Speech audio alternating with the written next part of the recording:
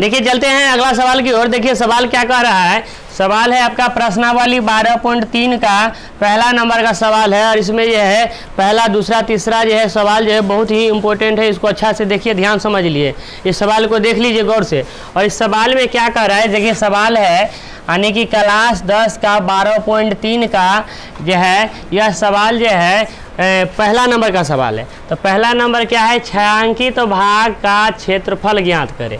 ठीक, अब ये जो चित्र जो दिया हुआ है ये पिक्चर, इसमें जो इस साइड से रंगा हुआ है इसका कह रहा है क्या, क्षेत्रफल ज्ञात करें। हो गया, कहता है छायांकित भाग का क्षेत्रफल ज्ञात, मतलब ये कितना दूर रंगा हुआ है इसका क्षेत्रफल ज्ञात करें।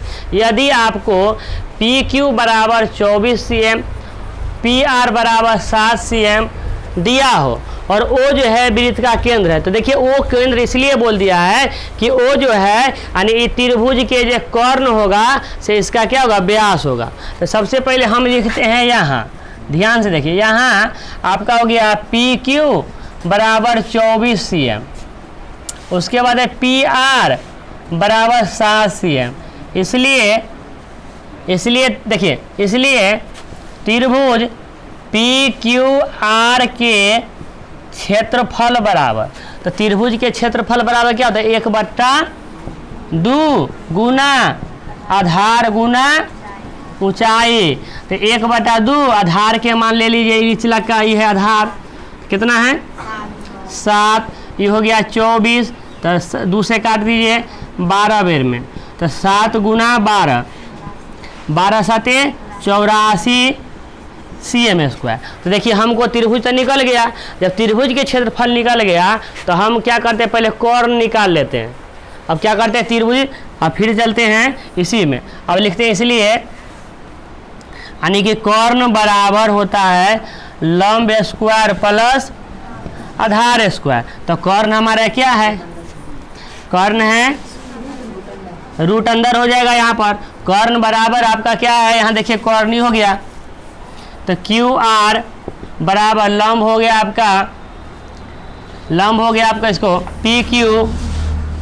PQ स्क्वायर, आधार हो गया आपका PR स्क्वायर, रूट अंदर हो गया। अब देखिए इसका PQ का मान बैठाइए, तो PQ का मान देखिए कितना है 24 के स्क्वायर और यहाँ हो गया 7 के स्क्वायर। तो अब देखिए 24 गुना 24 576 और 7 गुना 7 49, जोड़ने के बाद होता है 625। 625 का हो गया 25 गुना 25 बराबर हो गया 25 cm।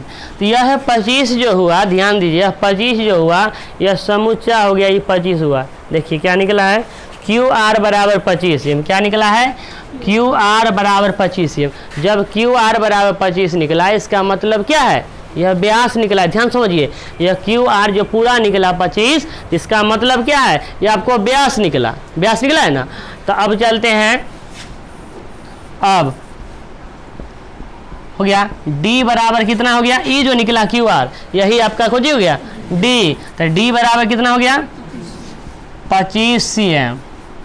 तो इसलिए R बराबर D/2 होता है, तो 25/2 cm हो गया। अब ये आधा वृत्त में ही है, जितना कार्यक्रम खत्म हुआ है या जो शुरू है सब आधे वृत्त में। इन्हें से हमको कोई मतलब है, इधर से रहेगा तैयो और नहीं रहेगा तैयो कोई असर नहीं पड़ने वाला है, ये आधे वृत्त में है। इसीलिए हमको कुछ भी करना है या कुछ भी फार्मूला लगाना है तो आधे का लगाइएगा।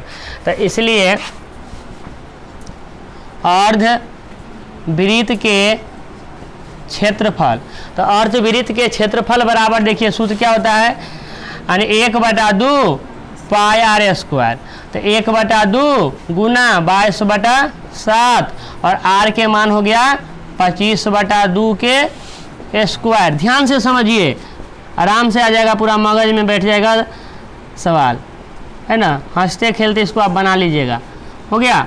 अब देखिए इसको काट दीजिए, इसको काटिए 2 को, तो कितना हो गया 11 बेर में। अब कोई कटने वाला नहीं है, अब हो गया 11 गुना 25 गुना 25/7 गुना 2 गुना 2, अब इसको गुना करते हैं। देखिए इसको जो है आप गुना कीजिएगा, इसको आप जब गुना कीजिएगा तो ये गुना करके हो गया कितना 68 75 और 7 दूनी 14, 14 दूनी 28 cm²। अब देखिए हमको क्या कह रहा है सवाल में निकालने के लिए, कह रहा था छायांकित भाग के क्षेत्रफल ज्ञात कीजिए।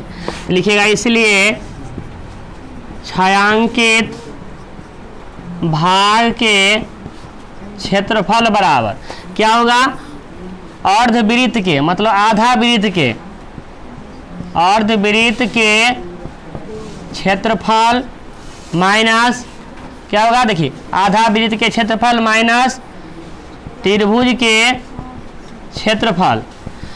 अब देखिए अर्धवृत्त के क्षेत्रफल निकला है आपको कितना